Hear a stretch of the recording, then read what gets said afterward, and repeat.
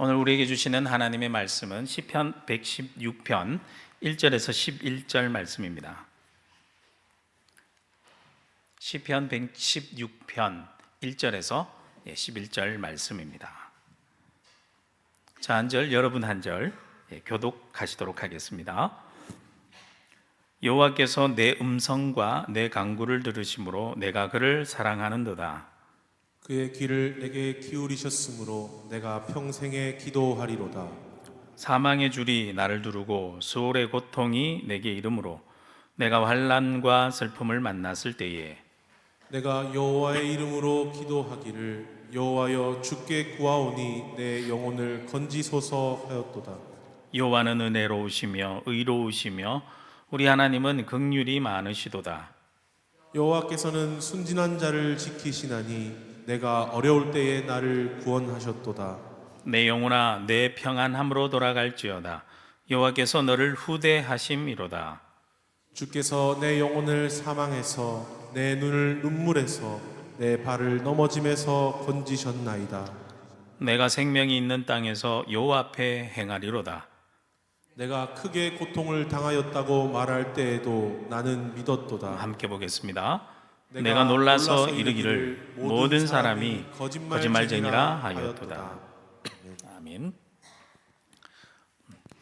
여러분, 지금까지 살면서 혹시 죽을 뻔한 적 있습니까? 저는 어릴 때 차에 치여 죽을 뻔한 적이 있었고요. 친구들과 물놀이 하다가 물에 빠져 죽을 뻔한 적도 있습니다. 그런데 정말 기적처럼 모두 하나님의 은혜로 죽지 않고 이렇게 살아 있습니다. 정말 하나님의 은혜죠. 여러분들도 아마 그런 기억들 다 있을 겁니다. 그런데 그렇게 어떻게 예기치 않은 사고로 죽을 뻔한 적 말고요, 우리가 살다 보면 야, 이렇다간 정말 죽을 것 같다 라고 느끼게 되는 아주 절박한 상황에 처할 때, 그럴 때가 있지 않습니까? 그럴 때가 되면 몸뿐만 아니라 마음도 그렇고요, 이 생각도 모두 다 탁 경직되어서 그때는 정말 꼼짝할 수도 없고, 그런데 가슴은 막 요동치죠. 심장은 쿵닥쿵닥 뛰고 숨은 갑바와 극도의 두려움을 느낄 때가 있지 않습니까? 그럴 때 여러분은 어떻게 하시는지요? 오늘 시편 116편의 말씀을 보면 아마 이 시인도 그러한 마치 죽을 것 같은 상황을 겪은 것 같아요. 그는 아주 극도의 죽음의 공포, 그 두려움을 느껴서 어쩔 수 없는 상황에 그는 무엇을 했는고 보니 하나님께 기도했습니다. 그리고 놀랍게도 하나님의 구원을 경험하게 되었습니다. 그 경험이 이 사람을 완전히 바뀌게 하였고, 그 놀라운 경험을 이 시편을 통해서 오늘날 우리에게 아주 생생하게 찬양하고 있습니다. 이렇게 놀라운 기도의 체험, 은혜의 체험을 한 사람은요, 사람이 변화돼요. 어떻게 변화시키는지 오늘 말씀을 통해서 한번 살펴보도록 하겠습니다. 오늘 말씀을 세 부분으로 나누어 살펴보겠는데요, 첫 번째 부분은 1절에서 4절 말씀까지 하나님께 드리는 기도에 대한 내용입니다. 두 번째 부분은 5절에서 8절까지 말씀인데 하나님의 구원에 대한 기억에 대한 이 내용입니다. 세 번째로 9절에서 11절 말씀까지는 하나님을 향하여 변치 않는 신뢰의 내용을 드러냅니다. 먼저 첫 번째 하나님께 드리는 기도의 내용을 먼저 살펴보도록 하겠습니다. 1절 내용, 1절 말씀은 영어 성경을 봐도 그렇고요, 원어 성경을 봐도 이렇게 시작합니다. 내가 그를 사랑합니다. I love the Lord. 즉, 여호와 하나님을 사랑합니다 라는 사랑 고백으로 시작돼요. 그리고 이어지는 내용이 또 왜냐하면 말로 이어지는데, 왜 사랑하느냐, 그 여호와의 하나님을 사랑하게 된 이유를 설명하는데 이어지는 말씀이 이거죠. 여호와께서 내 음성과 내 간구를 들으셨기 때문에 사랑한다 라고 합니다. 여기서 내 음성을 들었다라는 것은요, 이 시인이 정말 위급한 상황 속에서 여호와 하나님을 아주 급하게 부르짖어 찾는다라는 내용이에요. 그리고 내 간구를 들으셨다라는 이 말씀은 하나님께서 내가 이런저런 일들로 위해서 하나님께 먼저 부르짖었죠. 그리고 이런저런 내용들로 기도했는데 그 기도한 내용을 다 들어주셨다라는 거예요. 여기서도 특히 세 번째 들으신다라는 이 말은 시제가 미완료형으로 쓰였어요. 이 미완료형으로 쓰였다는 것은 그 의미가 그냥 그 기도를 한 번 들어주신 것으로 그친 것이 아니라 시인이 기도하면 기도할 때마다 한결까지 지금까지 계속 그 기도를 들어주신다라는 말씀입니다. 그러니 시인은 여호와 하나님을 사랑한다라고 고백할 수밖에 없었던 것이죠. 그리고 시인은 2절 말씀에 보면 이렇게 할 것이다, 그래서 내가 이렇게 할 것이다 라고 결단합니다. 어떻게 결단합니까? 함께 읽어볼까요? 시작. 그의 귀를 내게 기울이셨으므로 내가 평생에 기도하리로다. 아멘. 하나님께서는 우리의 기도에 관심이 많으세요. 우리가 기도할 때 하나님께서는요, 귀를 쫑긋 세우시고 귀를 기울여 들으신다라는 거예요. 또 하나님께서는 나의 기도에 그렇게 귀를 기울이시고 계신다는 것을 내가 체험으로 알게 된다면 이제부터는요, 나의 하는 그 기도는요, 나의 힘이 되고 오히려 나의 무기가 됩니다. 그때부터 기도하는 것이 재미있어지고 즐거워집니다. 그러한 사람은 다급할 때 기도할 뿐만 아니라 모든 일에 언제든지 기도하는 사람이 될 수밖에 없어요. 그러니 당연히 이 저자는 기도의 체험이 있죠. 그러니 당연히 내 평생에 기도하겠다라는 고백이 나올 수밖에 없는 거죠. 여러분, 이러한 고백이 저와 여러분들의 고백이 되길 소망합니다. 3절 말씀에는요, 시인은 자신이 평생토록 기도할 수밖에 없게 만들었던 그 경험이 뭐냐, 그 경험, 자신의 인생을 완전히 바뀌어버린 그 경험에 대해서 간증합니다. 뭐라고 간증합니까? 사망의 줄이 나를 두르고. 좋지 않은 경험입니다. 사망의 줄이 나를 둘렀다는 것은 사망의 줄에 내가 꽁꽁 묶여서 죽을 수밖에 없는 처지에 놓였다라는 것이죠. 한마디로 죽을 뻔했다라는 겁니다. 어떤 일을 겪었는지에 대한 구체적인 정보는 없어요. 그 때문에 어떤 일인지는 모릅니다. 하지만 확실한 것은 죽을 뻔한 경험을 한 차례가 아니라 여러 차례에 걸쳐서, 그것도 한 사람에 의해서가 아니라 여러 사람들에 의해 죽을 위기를 경험했다라는 것은 확실해요. 사망의 줄이라고 했는데 여기서 줄이란 표현, 원어적 표현을 보면 집단, 무리란 뜻도 있어요. 그 얘기는 무리로 번역해 보면 자신을 죽이려고 하는 여러 사람들로 지금 싹 둘러싸여 있다라는 거죠. 둘러싸여서 극심한 죽음의 공포를 느끼고 있어요. 사방에서 자신을 죽이려 드는 사람들이 다 자기를 둘러싸고 있는 그 상황 속에 내가 처해 있다라고 생각해 보십시오. 그럼 어떻죠? 금방 죽을 것 같죠? 고통과 두려운 마음에 빠져들게 될 수밖에 없지 않습니까? 그래서 시인은 이렇게 말씀합니다. 수올의 고통이 내게 이름으로. 수올이란 말은요, 죽음과 무덤을 뜻하는 말입니다. 고대 이스라엘 사람들에게 이 스올이란 곳은 죽어서 가는 지하 세계고 죽은 자들이 거하는 곳이에요. 사실상 자신은 지금 그 상황에 이미 죽은 것과 다름없는 절망과 공포에 빠져버렸다라는 것이죠. 또한 이 고통이란 말의 원어적 의미를 살펴보면 이 고통받는다, 소울의 고통받는다라는 말은 무언가 이렇게 꽉 쬐어오는 듯한 것을 말합니다.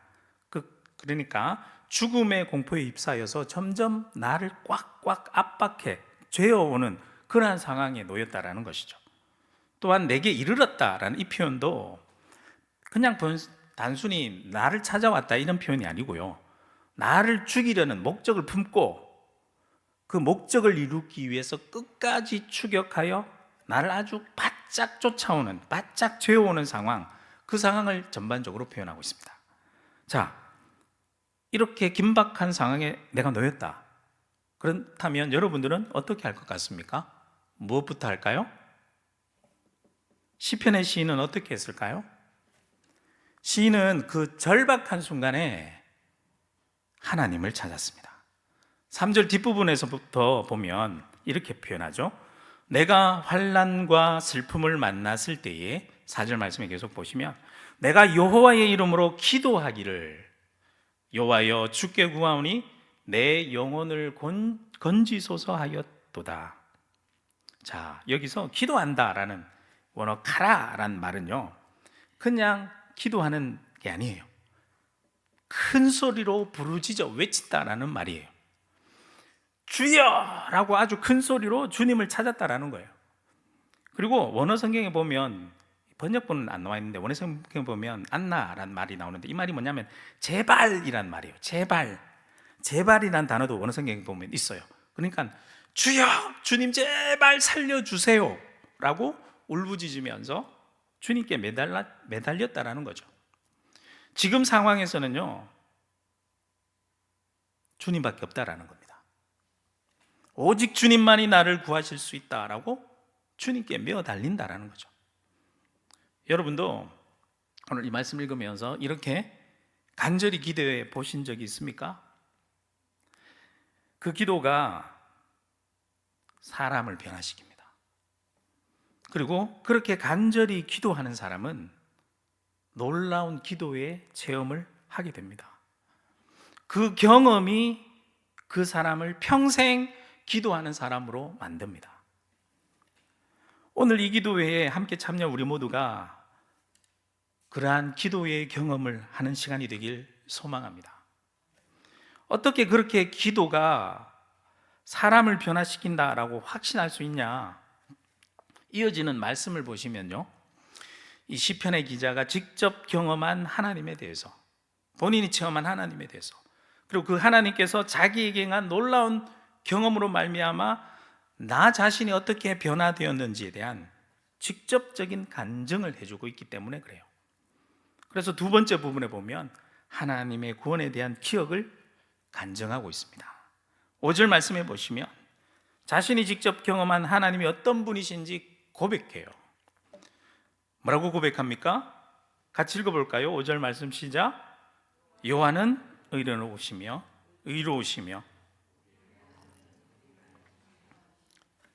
우리 하나님은 어떤 분이세요? 첫째로 은혜로우신 분입니다. 우리가 하나님께 기도하면 하나님께서는 우리에게 풍성한 은혜를 베풀어 주시는 분이십니다. 그러니 우리가 만약 하나님의 은혜를 내가 많이 체험하고 싶다, 그러면 뭐 하면 돼요? 기도하면 돼요. 기도하십시오.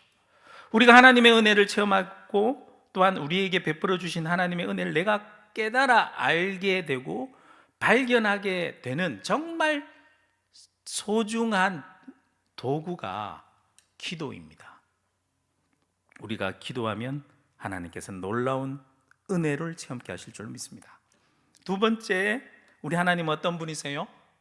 의로우신 분이세요. 의롭다, 이 차디크란 말은 바르다, 공정하다라는 뜻입니다. 하나님은 은혜가 풍성하신 분이시긴 해요. 하지만 은혜가 풍성하시긴 하지만 불의한 일에 대해서는 아주 가차 없으신 분이십니다. 우리가 아무리 간절히 기도한다라고 해도 그 일이 만약 불의한 일이라면, 불의한 일을 강구한다면 그 기도는 하나님께서 전혀 들어주시지 않으십니다. 그러니 우리가 기도하는 내용을 잘 살펴봐야 돼요. 내 욕심만을 위한 기도, 나는 살지만 남에게 피해를 입히는 그러한 불의한 기도는 하나님께서는 듣지 않으십니다. 그래서 하나님은 의로우신 하나님이세요. 세 번째, 우리 하나님 어떤 분이시라고 말씀합니까? 긍휼이 많으신 분이래요. 개역 한글에서는 이 긍휼이 많으신 분이라고 하지 않고 자비하신 분으로 번역하고 있습니다. 여기서 사용된 원어가 메라햄이란 뜻인데 어떤 뜻이냐면 귀여워하다, 사랑하다라는 단어, 라함이란 단어가 있어요. 이 단어가 이 라함이란 단어가 강조된 뜻이에요. 그래서 뜻을 번역해 보면 내가 동정심을 갖다, 불쌍히 여기다라는 뜻이 있습니다. 그래서 긍휼이 많으신 분이라고 번역했죠. 개정편에는. 이 단어는 언제 사용되느냐? 주로 하나님의 백성에 대한 하나님의 그 사랑의 감정, 그 감정을 나타낼 때 사용되는 단어가입니다. 이 단어에서 파생된 단어가 있는데 라헬이란 단어가 있는데요. 이 단어가 무슨 뜻이냐면 자궁이란 뜻이에요. 즉 하나님께서는 마치 우리 어머니가 자식의 자식을 자궁에 있는 품은 태아처럼 사랑하듯이 사랑한다라는 뜻이 포함되어 있어요. 하나님은 우리를 그렇게 마치 내가 직접 품은 친자식처럼 나를 귀한 자녀로 여기셔서 우리를 끝없이 사랑하고 돌보신다라는 내용의 말씀이죠. 자, 하나님은 그렇게 은혜롭고 의로우시고 긍휼하셔서 우리를 향한 사랑이 끝이 없으신 분이시기 때문에 6절 말씀에 보면 이렇게 말씀합니다. 뭐 하신다고요? 여호와께서 순진한 자를 지키신다니 라고 말씀합니다. 순진한 자, 이 순진한 자란 무슨 뜻이냐? 순진하다는 말은 아주 단순하고 마음이 열려 있어서 쉽게 유혹에 빠지기 쉬운 존재라는 겁니다. 교활한 것과는 반대된다는 거죠. 주로 누가 순진해요? 어린아이들. 즉, 이 말씀은 어린아이와 같이 순수한 마음을 가진 자, 어린아이와 같이 하나님을 향해 활짝 마음이 열린 자, 그래서 단순하고 순수하게 하나님의 말씀대로 따르는 자들을, 그런 자들을 하나님께서 뭐 하신다고요? 지켜주신다고요. 어떻게 지키세요? 6절에 이어지는 말씀을 보면 내가 어려울 때에 나를 구원하셨도다 라고 말씀하시죠. 개역 한글에서는 이 어려울 때를 뭐라고 번역했냐면 낮게 되었을 때 이렇게 번역했었어요. 하지만 어려울 때라고 표현했는데 이 말은 내가 어떤 일에 억압을 당하거나 내가 가난하게 되거나 내가 그저 그렇고 그런 사람 취급받지 못할 정도로 낮아지게 되었을 때에 그때 하나님께서는 나를 건져주셔서 높여주시고 구원해 주신다라는 말씀이에요. 하나님께서는 내가 가장 어려울 때에 절대로 나를 홀로 버려두지 않으신 분이십니다. 그러니 내가 그런 하나님을 믿기에, 그런 하나님을 내가 믿는다면 뭐 할 수밖에 없죠? 기도할 수밖에 없죠. 그런 하나님께. 죽을 위기의 상황에서 그렇게 기도함으로 이런 경험, 구원을 경험한 사람들에게는요, 다음번에 똑같은 상황이 그에게 닥쳐와도 전과 같이 두려움 속에 빠지거나 어찌할 바를 몰라 마음이 막 요동치지 않습니다.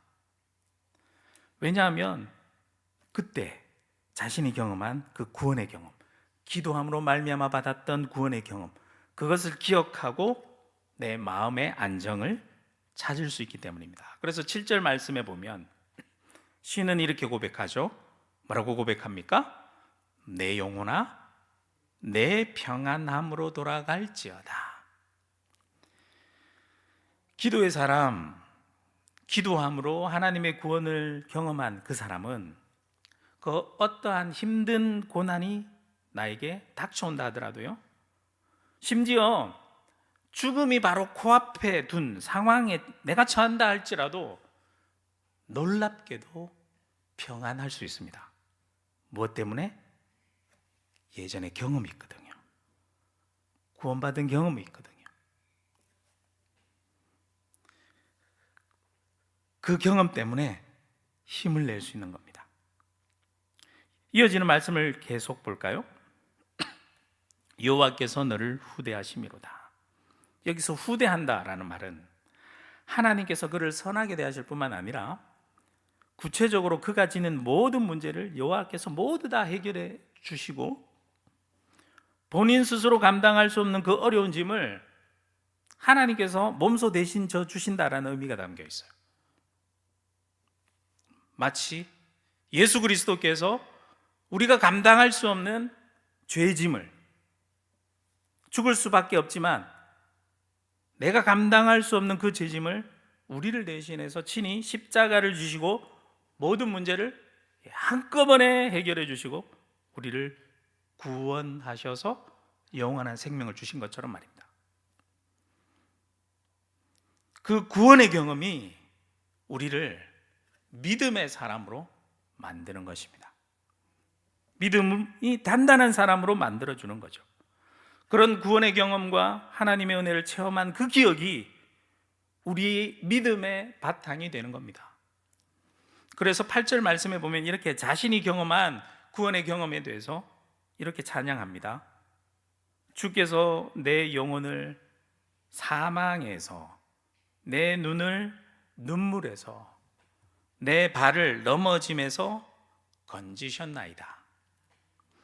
죽음에서 구원받아 생명을 얻은 그 기억, 슬픔에 빠져 있을 때 나에게 다가오셔서 내 눈물을 직접 닦아내고 나를 위로해 주셨던 그 기억, 나의 인생길에서 내가 갈피를 잡지 못하고 갈팡질팡하다가 넘어졌을 때에 나에게 다가와 손 내밀어 주시고 나를 일으켜 주시고 이쪽 길로 가야 한다, 가야 할 길로 인도해 주시는 그 경험들, 그 경험들이 다시 내가 어려운 상황에 빠지게 되고 마치 죽을 것 같은 상황에 빠져들게 될 때에 그 모든 일들을 믿음으로 극복해낼 수 있는 힘이 되는 것입니다.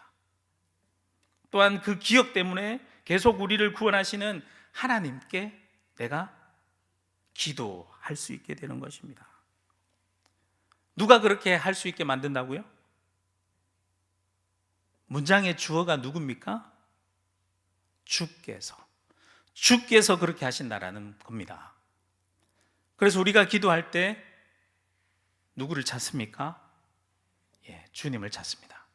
그래서 기도할 때 우리가 어떻게 부르짖어 기도합니까? 주여라고 부르짖어 기도합니다. 마지막 세 번째, 이 시는요, 하나님을 향한 변치 않는 신뢰를 드러냅니다. 이러한 경험과 기억을 가진 기도의 사람의 고백은요, 9절 말씀과 같을 수밖에 없어요. 9절 말씀을 세 번역으로 번역해 보면 이렇게 번역되어 있습니다. 내가 살아있는 동안 주님 보시는 앞에서 살렵니다. 구원의 경험과 그 구원의 기억을 가진 사람의 삶이 이전과는 전혀 다른 삶을 살게 됩니다. 그 경험과 기억들이 그 사람의 인생을 완전히 바꾼 거죠. 인생의 가치관이 바뀌고 인생의 방향이 바뀌게 된 겁니다. 그의 인생의 중심과 주인공이 이제 나가 아니라 주님으로 바뀌게 된 것이죠. 예전에는 나의 욕심을 따라 나만 바라보고 살았다면 이제는 주님만 바라보고 주님과 함께 주님과 동행하는 삶을 살게 되는 겁니다. 그러니 그 어떠한 어려운 일이 또다시 나에게 닥친다 하더라도 나는 이제는 예전과 다르게 주님과 함께하기에 전혀 두렵지 않게 되는 겁니다. 심지어 죽음 앞에서도 말입니다. 그래서 10절 말씀에 보면 이렇게 고백하죠. 내가 크게 고통을 당하였다고 말할 때에도 나는 믿었도다. 사실 이 원어 어순이 더 좋은 것 같아요. 원어의 어순을 따르면 뭐로 시작하냐면 나는 믿었도다라고 시작해요. 나는 믿었도다라는 말로 시작되는데, 그리고 내가 당하는 고통의 상황은 나는 믿었도다. 믿음 상황은 뒤로 밀려나요. 믿음이 먼저고 상황은 뒤의 문제입니다. 모든 문제에서 가장 우선적으로 생각해야 될 것은 믿음이 먼저입니다. 믿음이 먼저입니다. 그 후에 개별적인 문제의 상황들이 따라오는 거죠. 문제가 아니라는 겁니다. 믿음의 문제가 해결되면 개별적인 상황의 문제는 하나님께서 책임져 주시기 때문에 아무런 문제가 되지 않는다는 그 믿음이 우리의 인생을 이끌어 간다라는 거죠. 세 번역을 보면 그 의미가 더 명확하게 다가오는데요, 10절 말씀의 세 번역은 이렇게 번역했어요. 내 인생이 왜 이렇게 고통스러우냐라고 생각할 때에도 나의 믿음은 흔들리지 않았습니다. 나의 믿음이 흔들리지 않습니다 라는 거죠. 한마디로 어떠한 상황에 처한다 하더라도 나의 믿음이 흔들리지 않는다라는 이 믿음이 굳건한 거죠. 이렇게 기도의 경험이 기도의 사람을 만들고요, 기도의 사람은 흔들리지 않는 믿음의 사람으로 변화됩니다. 그 변화가 어찌나 큰지 10절에도 11절 말씀에도 보면 모두 내가라는 말로 시작되는데, 내가 이어지는 말들을 비교해 보면 자신의 경험을 비추어 믿음이 있을 때와 없을 때가 완전히 어떻게 변화되는 것인지 그 변화를 비교해 볼 수 있습니다. 지금 내가 어떻게 변화됐냐? 지금의 내가 어떻게 변화됐는지를 알려면 뭘 보면 알아요? 예전에 내가 변화되기 전에 내가 어떠했는지를 보면 알 수 있죠. 그래서 10절 말씀은 내가 흔들리지 않는 믿음의 사람으로 변화되기 전에 11절 말씀에 보면 내가 전에는 이랬다 하는 말씀이 11절에 나와요. 믿음이 없을 때 나는 어떠한 말을 주로 했느냐? 11절 말씀 봅시다. 세 번역으로 보겠는데요, 나는 한때 몹시 두려워 믿을 사람 아무도 없다 하고 말하고나 했습니다. 이렇게 번역했어요. 구원의 경험과 믿음이 없을 때는 그 누구 하나 믿고 의지할 사람이 없다라는 거죠. 마치 홀로 버려진 것 같이 느껴집니다. 사람을 믿고 의지하다가 배반당해보고 속임당해보고 그러한 경험들이 너무나도 자꾸 반복되고 많아지다 보니까 그래 이 세상에 믿을 사람 한 사람도 없다, 그런 불신만 가득 찬 마음뿐입니다. 하지만 그러한 마음이 내가 당한 죽음의 위기 앞에서 간절히 주님을 찾아 내가 주여라고 기도하고 그 기도로 말미암아 구원받은 그 한 번의 경험이 있다면 그 한 번의 경험만으로 그 사람은 완전히 변화될 수 있습니다. 그 경험이 그를 평생토록 많은 사람으로, 기도하는 사람으로 만들게 되고요, 그리고 그렇게 평생토록 기도하면서 하나님이 함께 하신 경험들이 쌓이게 되면 믿음이 흔들리지 않는 믿음의 사람으로 완전히 변화되는 거죠. 여러분, 내가 혹시 지금 정말 당장 죽고 싶을 정도로 힘들고 어려운 상황 속에 처해 있습니까?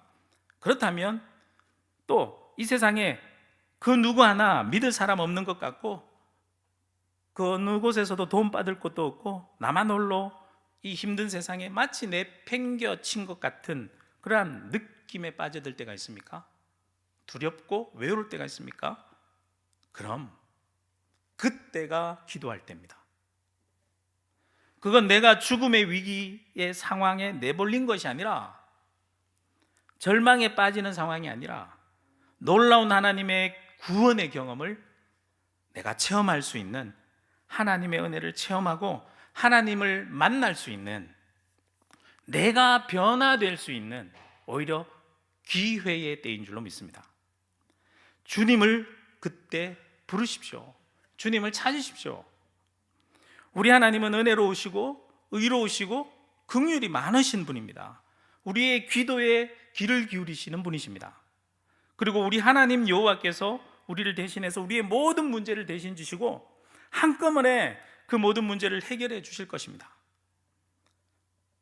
상황을 바꿀 것입니다. 그 무엇보다도 가장 중요한 거, 우리를 변화시키실 것입니다. 기도가 우리를 변화시킵니다. 그 놀라운 구원의 경험이 우리를 기도의 사람으로 변화시킬 것이고, 내가 어떠한 상황에 처한다 할지라도 우리의 믿음이 전혀 요동치 않는 믿음의 사람으로 변화시켜 주실 것입니다.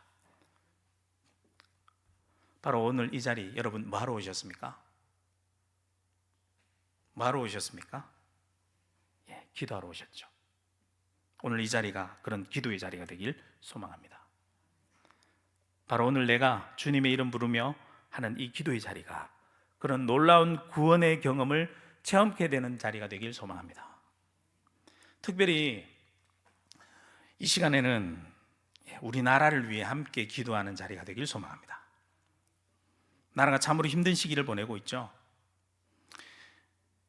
이번 일이 어떻게 헤쳐나가느냐에 따라 우리나라가 앞으로 사느냐 죽느냐 기로에 서게 되는 아주 중요한 시점인 것 같습니다.